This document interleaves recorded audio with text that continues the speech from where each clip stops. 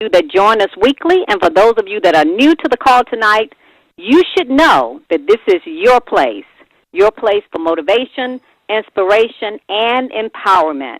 I am Anita Hicks, your host, motivational speaker, life coach, and business trainer.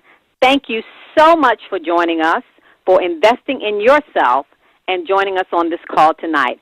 After the call, you will have an opportunity to chat live on Facebook with Mr. Brown and chat with the other like-minded people in this community. So join us on Les Brown's Facebook page, which is brown.les. Now, when you go to Les Brown, you will see many Les Browns out there, but there's only one, the one that almost has 100, which has about 98,000 likes. So please do that. And we also encourage you to go to lesbrownevents.com to hear about the places that Mr. Brown will be speaking. And I'm sure he will share that with you as well tonight. Mr. Brown, how are you? I'm great and grateful, and I'm also saddened by the tragedy that has taken place in our country. Absolutely. Yes. It's devastating. You know, my cousin, he's in Boston, and he would run the Boston Marathon for years. He's not running it now, but every year he goes to the Boston Marathon just to watch this and spectate and view like most people. So I was searching for him because I called all of my family in Boston. Not only was I, all of our family members were, because we were all looking for him. So fortunately, he is fine, but there are other friends of his that are not. So I, too, like you, am a little saddened. So with you, my prayers are for Boston as well. Yes, this type of tragedy and the kind of mind, we can't even fathom what kind of mind that can conceive of doing something of this nature. And this is a time where our prayers go out to the victims and their families, and we just pray that God would give them the strength to make it through this experience. Absolutely. Yes, thank you so much. I want to talk to you about when tragedy strikes. Last week, Monday, I got a call from a friend of mine named Robert Boyd. And Robert Boyd was a person that I met many years ago in Columbus, Ohio. He got me involved in multi-level marketing and introduced me to Jim Rohn and different other motivational speakers. He's one of those individuals that had been involved for many years. And we traveled together doing presentations for a multi-level marketing company called Bestline Products. And he called me about a deal, which he always had something going. I mean, probably over the years, over more than 30 years of knowing Bob, I would say that he perhaps introduced me to maybe over 40 multi-level marketing companies. And he was a guy that he had the same level of energy and the same level of determination and enthusiasm about a new opportunity every time. It was like the first time he'd ever introduced me to one. And one of the things that as I look back and reflect as I prepare to go to Columbus on Wednesday to speak at his funeral, is that we had no way of knowing that was going to be the last conversation that we would have. That on Wednesday, when we were scheduled to have a meeting, his son got a call from Bob, and he was sick, and he was hospitalized, and Thursday he was on life support, and then he passed the day before yesterday. One of the things that really struck me was that I'm sure had we known that was going to be the last conversation that we were going to have, the conversation would have gone in a different direction. The same thing as the Boston Marathon. that we never know what's around the corner. We never know what's going to happen in the next moment. And so what do when something as unspeakable, horrific, when something that happens that you just never saw coming? What do when tragedy strikes? And one of the first things that we have to do, I believe, is that we literally have to pause in the moment to gather ourselves, to connect with ourselves, because we're shocked. I was shocked when I got the call from Kyle, who said, "Would you say a few words to my father?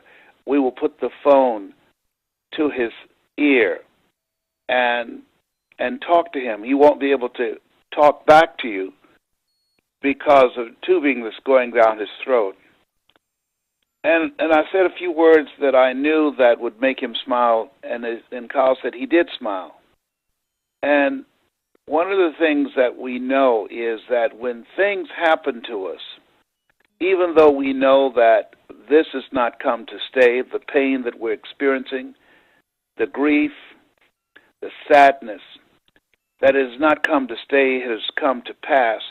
But in the moment, in the midst of it, we have to gather ourselves. In the midst of it, we have to begin to stand up inside ourselves. In the midst of it, we've got to find the strength and the vision to look past the tragedy of where we are at that particular moment, and to step in a place of healing, to step in a place of inner strength, to step in a place that will allow us to hold on and to have some hope in the midst of what's happening, even though we cannot understand, even though it doesn't make sense.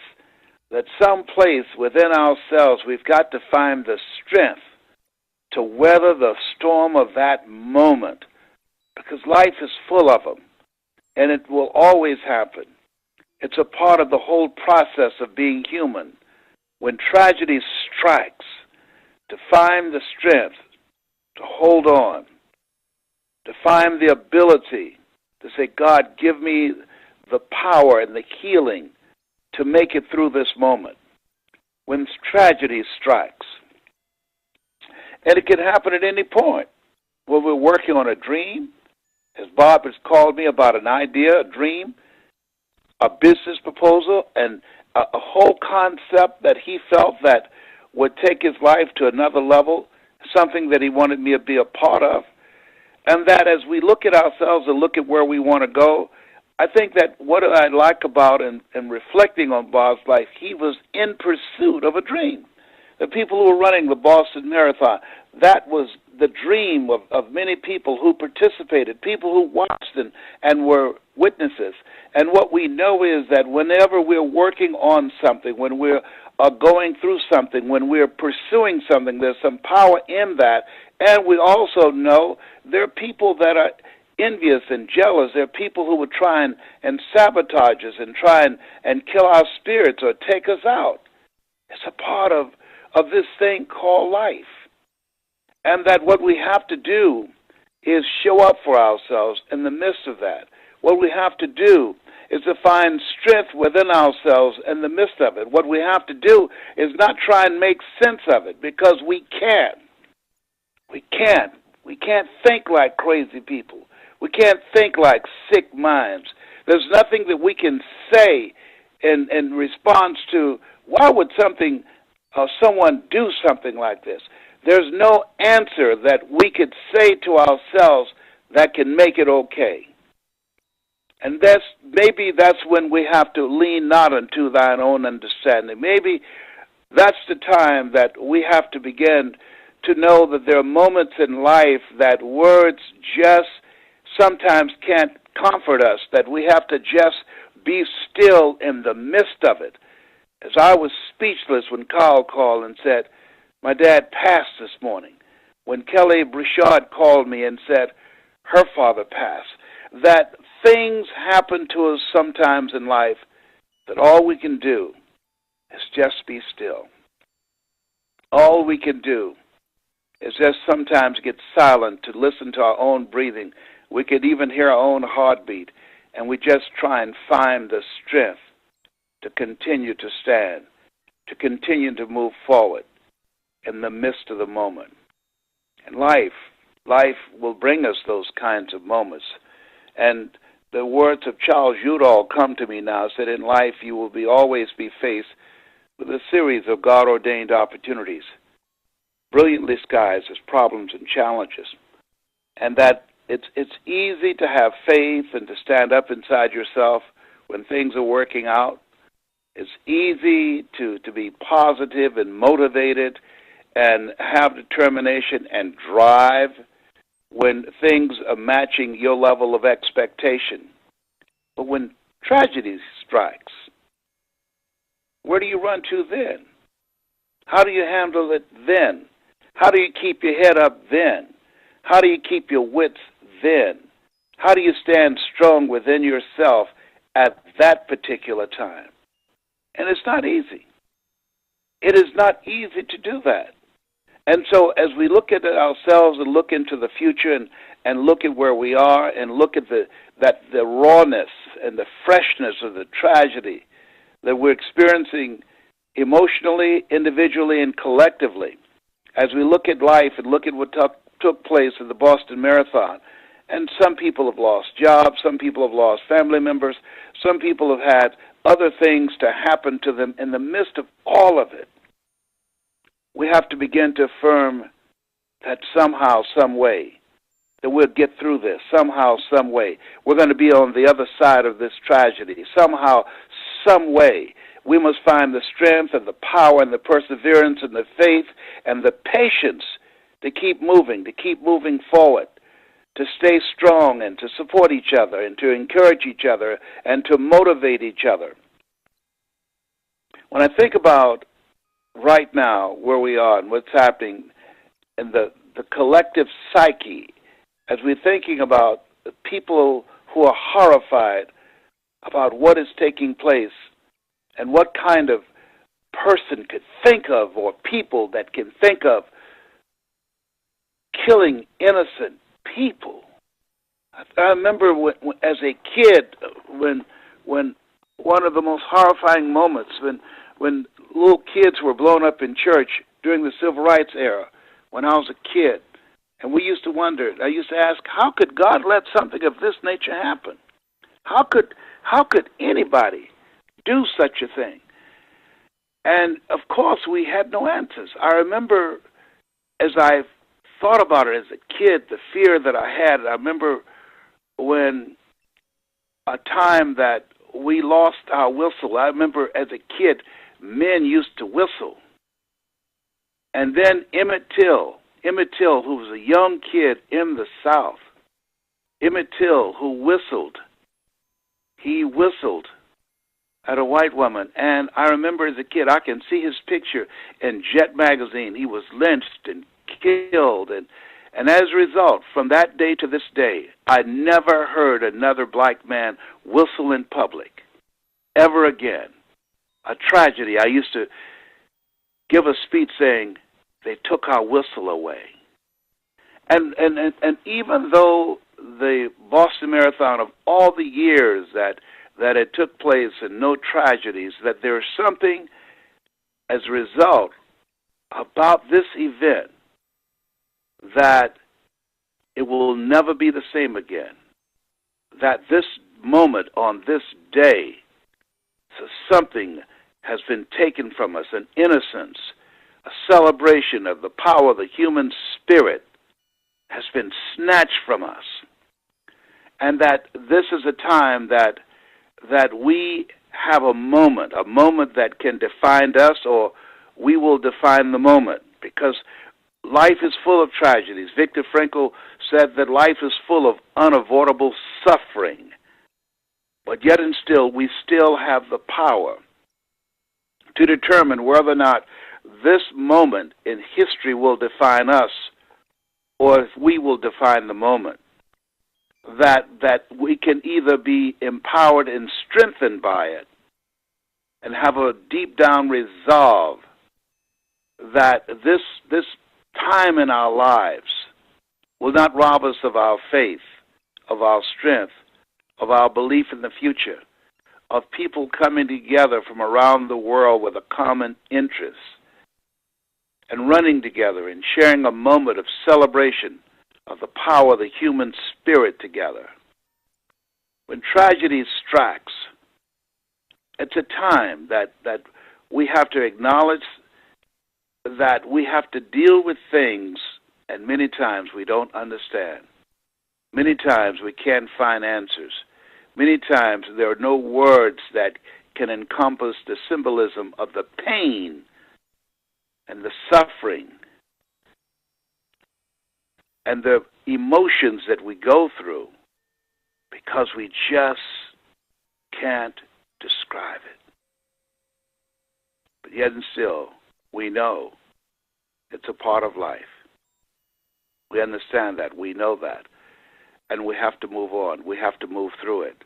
We have to resolve that this will not define us. This will not destroy us. And we must pick up and move on. As we look at some words that said many times when we have a teeth-rattling experience and the very foundation of our life has been shaken, we run to God only to discover that it's God that's doing the shaking. And it's a time that we will come together, turn to each other rather than on each other, and look for ways in which we can move forward, united, determined to help to create a world where this kind of darkness and tragic, demented, sick thinking, the behavior in the mind that produced this kind of horrific crime and tragedy, that we could create a world where this kind of tragedy will not take place. As we begin to envision a world where the value of human life can go far beyond any kind of sickness, of people who would come together to do something as tragic as this. When tragedy strikes, it's a time to continue to hold the vision, to have faith, to have courage, to have determination, not to stop, to keep moving, to keep our heads up, to ask God for the strength to pull us through. We have to connect with ourselves mentally, emotionally, and spiritually as we look and go through this valley experience and know that even in the midst of the darkness, the light shall come forth through this. It always does.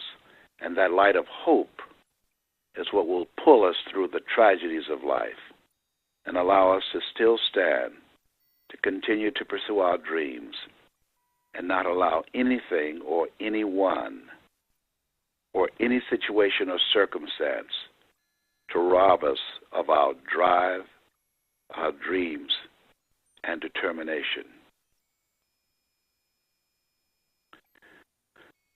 Let us pray and continue to have the strength and spirit to move forward and not lose our drive and spirit to come together, to do what we can to make the world a better place than how we find it. Not only for ourselves today, but for generations yet unborn. God bless you. Stand. Continue to have faith. Even in the face of tragedies, continue to believe. This is Les Brown. God bless you. Thank you so much, Les. Thank you. And thank you, callers, for joining us. We look forward to hearing from you next week.